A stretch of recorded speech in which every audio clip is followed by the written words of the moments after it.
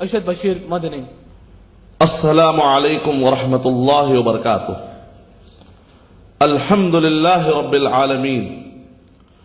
والصلاة والسلام علی رسولہ الکریم وعلی آلہ واصحابہ اجمعین، اما بعد فاعوذ باللہ من الشیطان الرجیم، بسم اللہ الرحمن الرحیم۔ یا ایہا الذین آمنوا لا تأكلوا أموالكم بينكم بالباطل إلا أن تكون تجارة عن تراض منكم ولا تقتلوا أنفسكم إن الله كان بكم رحيما۔ بسم الله الرحمن الرحيم۔ رب اشرح لي صدري ويسر لي أمري واحلل عقدة من لساني يفقهوا قولي۔ ڈائس پر تشریف فرما جناب بابا خان صاحب کا، معزز علماء کرام کا اور معزز مہمان کا، ناظم جلسہ، سامعین میں موجود علماء کرام اور بزرگوں کا، نوجوانوں کا میں اسلامی طریقے سے استقبال کرتا ہوں اور مبارکبادی پیش کرتا ہوں کہ جس اہم عنوان کے لیے آپ نے اپنا قیمتی ٹائم نکالا ہے، اللہ سبحانہ و تعالی اس کے بدلے میں ہمیں تفقہ فی الدین عطا کر دے، دین میں سمجھ عطا کر دے۔ جس ٹاپک پر میں آپ کے سامنے گفتگو کرنے جا رہا ہوں، اسلام میں حلال کمائی کی اہمیت اور شیئر بازار، اور اس ٹاپک کے تحت آپ نے دیکھا ہے اس کے اندر بینکنگ سے مسائل، جس کے تحت سبسڈی کا عنوان دیا گیا ہے، انویسٹمنٹ کا ٹاپک آپ نے دیکھا ہے، ٹریڈنگ کا آپ نے ٹاپک دیکھا ہے، زراعت یعنی ایگریکلچر ڈپارٹمنٹ سے ریلیٹڈ شرعی مسائل کا بھی آپ نے ٹاپک اس کے اندر پڑھا ہے، اور اسی طریقے سے بزنس مینجمنٹ اور انشورنس۔ انشاءاللہ میں کوشش کروں گا کہ مختصر وقت میں اپنا بیان رکھوں تاکہ آپ کو سوالات کا زیادہ موقع ملے۔ میرا بیان اصولی رہے گا، مختصر رہے گا، اور کچھ پوائنٹس جو شرعی اعتبار سے تجارت کرتے وقت ایک نہ صرف مسلمان کو بلکہ ایک سچے اور پکے انسان کو تجارت میں اگر وہ ان اصولوں کا خیال رکھے گا تو انشاءاللہ فائدہ ہوگا۔ اسلام میں حلال کمائی کی اہمیت اگر آپ تھوڑا سا جائزہ لیں گے، دنیا میں بہت سارے مذاہب پائے جاتے ہیں، دنیا میں بہت سارے ازم پائے جاتے ہیں، کمیونزم، کیپٹلزم، بہت سارے ازم پائے جاتے ہیں۔ ابھی تک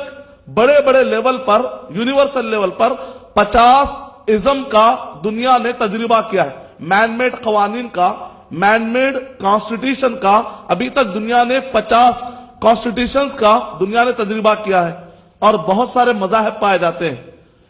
کمائی کی اہمیت یا تجارت کا جب ٹاپک آتا ہے، جس کو دنیا داری سے تعبیر کیا جاتا ہے، یا جس کو دنیا میں کمائی کا یا دنیا میں کھپ جانا، یہ الگ الگ ٹاپک آپ سنتے ہیں، تو اگر آپ یہ ازم اور یہ مذاہب کو سامنے رکھ کر دیکھیں گے تو آپ کو پتا چلے گا کہ کچھ مذہب ہیں جو سنیاس کو، رہبانیت کو، ترک دنیا یعنی دنیا چھوڑ دینے کو، دنیا چھوڑ کر گفاؤں میں چلے جانا، اور اسی طریقے سے اپنے بیوی بچوں کو چھوڑ کر سنیاس لے لینا، دنیا کو چھوڑ کر، اپنے ذمہ داریوں کو چھوڑ کر، پڑوسیوں کے حقوق کو چھوڑ کر کس جنگل میں چلے جانا، پہاڑوں میں چلے جانا، یہ ایک طرح کی ودیا پائی جاتی ہے، اور کہا جاتا ہے کہ یہ بہت کار ثواب ہے۔ ایک طرح کی آپ کو ایک تعلیم یہاں پر ملے گی۔ دوسری طرف کمیونزم یا کیپٹلزم کا اگر آپ مطالعہ کریں گے تو اس کا خلاصہ آپ کو یہ چلے گا کہ خدا کا کوئی تصور نہیں ہے، اوپر والے کا کوئی تصور نہیں ہے، بلکہ کمیونزم اور کیپٹلزم کے کارل مارکس اور لینن ایسے بہت سارے کمیونسٹ اور بہت سارے کیپٹلسٹ اور بہت سارے اکانومسٹ اور بہت سارے ریشنلسٹ نے انہوں نے یہ تصور دینے کی کوشش کی کہ مذہب انسان کے لیے افیم ہے، لہذا مذہب سے کوئی تعلق نہیں ہونا چاہیے، انسان کو چاہیے کہ وہ کمانے والی مشین بن جائے، وہ رات دن کماتا رہے، اور انہوں نے پوری دنیا داری کی بات کر دی، دنیا میں کھپنے کی بات کر دی. جیسا کہ شاعر نے کیا ہی خوب کہا، دہری کی یہ پہچان ہے آفاق میں گم ہے. دنیا پرست کی یہ پہچان ہے کہ وہ دنیا میں گم ہو جاتا ہے. دہری کی یہ پہچان ہے آفاق میں گم ہے، مسلم کی یہ پہچان ہے گم اس میں ہے آفاق. آفاق اس میں گم ہو جاتا. تو اگر آپ اسلام کا مطالعہ کریں گے تو اسلام نے دنیا کو چھوڑنے کے لیے، رہبانیت اختیار کرنے کے لیے بھی نہیں کہا، اور یہ بھی نہیں کہا کہ آپ دنیا میں اتنے انوالو ہو جائیں کہ آپ اخلاقی حدود پار کرتے ہوئے، حرام طریقے اختیار کرتے ہوئے، ظلم کرتے ہوئے، ناجائز طریقے سے مال بٹورتے رہے. اسلام نے دونوں طرف بھی بیلنس طریقہ اپنایا. وَأَحْسِن كَمَا أَحْسَنَ اللَّهُ إِلَيْكَ وَلَا تَبْغِ الْفَسَادَ فِي الْأَرْضِ، اور کہا وَلَا تَنْسَ نَصِيبَكَ مِنَ الدُّنْيَا. اوپر والے کے بنائے ہوئے قوانین کے مطابق، اللہ سبحانہ و تعالیٰ کے بتلائے ہوئے قوانین کے مطابق، اور سلیبس آف ہیومینٹی، پورے انسانیت کے لیے جو سلیبس اتارا گیا ہے، اس کے اندر جو قوانین بتائے گئے ہیں، ان قوانین کے مطابق زندگی گزارتے ہوئے دنیاوی زندگی کو بھی مت بھولو. یعنی اسلام کا یہ میسج کلیئر ہے کہ دنیا چھوڑ کر گفاؤں میں چلے جا کر عبادت کر دینا کمال نہیں ہے، دنیا میں رہتے ہوئے اپنے آپ کو دنیا کی گندگی سے بچاتے ہوئے اوپر والے کو راضی کرنا اصل کمال کی بات ہے. اور اسلام میں تجارت کو نظر انداز نہیں کیا گیا. اگر آپ پڑھتے ہیں سورہ بقرہ سورہ نمبر 2 کی آیت نمبر 16، اگر آپ پڑھتے ہیں سورہ بقرہ سورہ نمبر 2 آیت نمبر 282 یعنی 282، سورہ نساء سورہ نمبر 4 کی آیت نمبر 29 کا اگر آپ مطالعہ کریں گے، سورہ نور سورہ نمبر 24 کی آیت نمبر 35 کا اگر آپ مطالعہ کریں گے، سورہ فاطر سورہ نمبر 35 کی آیت نمبر 37 کا اگر آپ مطالعہ کریں گے، سورہ صف سورہ نمبر 61 آیت نمبر 10 کا اگر آپ مطالعہ کریں گے، سورہ جمعہ سورہ نمبر 62 کی آیت نمبر 11 کا اگر ہم مطالعہ کریں گے، تو قرآن مجید میں 11 مقامات پر اللہ سبحانہ و تعالیٰ نے تجارت کا ورڈ استعمال کیا. یعنی کہ اسلام نے دنیا داری کہہ کر دنیا کو چھوڑنے کی تعلیم نہیں دی، بلکہ دنیا میں رہتے ہوئے ایک اچھا انسان کیسے بن سکتے ہو، اسلام نے اس پر ابھارا.